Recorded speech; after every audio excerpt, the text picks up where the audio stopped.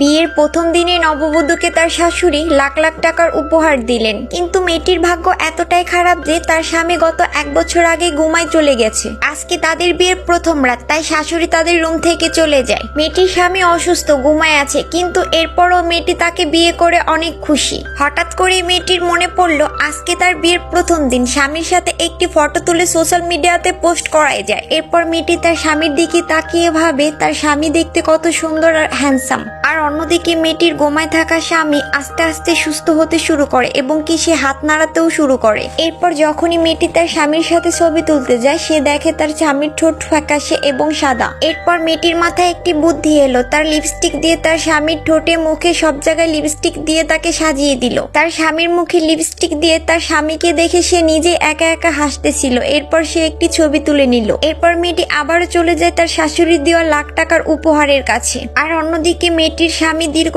1 বছর ঘুমায় থাকার পরে সে চোখ খুলে দেখে তার রুমে অন্য একটি অচেনা মেয়ে। আর মেয়েটি ঘুরে দেখে তার স্বামীর চোখ খুলেছে। এটা দেখে মেয়েটি খুব জোরে চিৎকার করে ওঠে।